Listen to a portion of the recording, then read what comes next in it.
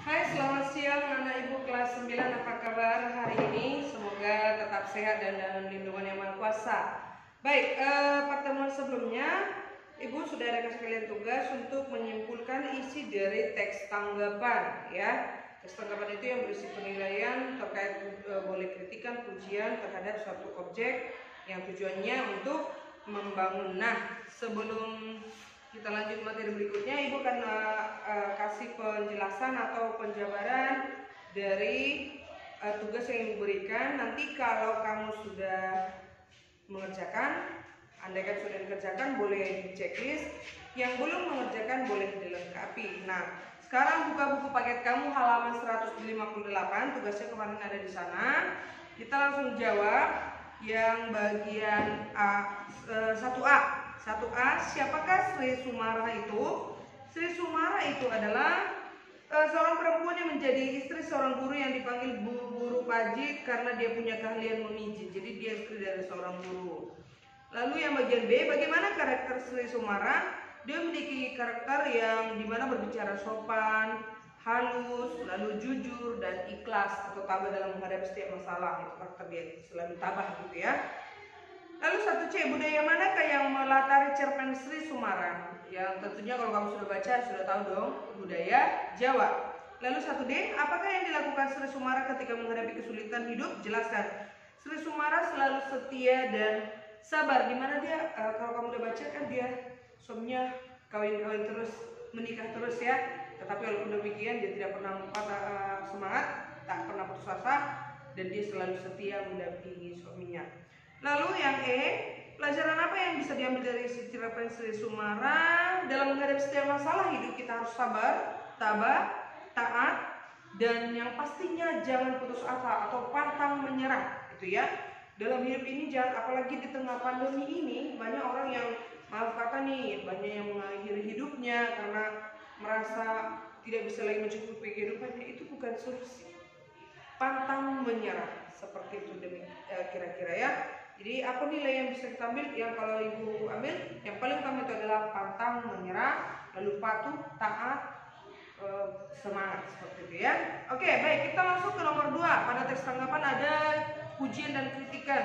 Pujian dan kritikan boleh ibu ambil salah satu sampelnya di halaman 157. Kalau pujian, Umar Khayyam, pengarang yang berasal dari Jawa, telah berhasil menggambarkan cara Jawa dalam karyanya sebagaimana dikehendaki cerita. Itu kan memuji, berhasil katanya.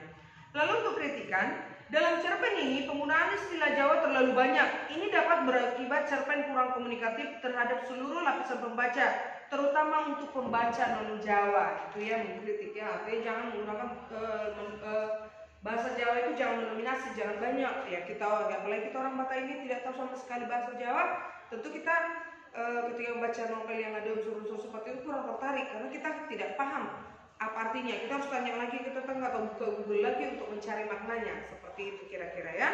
Oke? Baik, ibu terlupa tadi untuk yang nomor 3, simpulan dari teks tanggapan itu, yaitu cerpen Sri Sumara ini merupakan pedoman atau karakteristik perempuan lokal Jawa, di mana melalui teks ini kita diminta menjadi orang yang sabar, yang patuh, setia, dan pantang menyerah. Seperti itu kira-kira untuk kesimpulannya ya.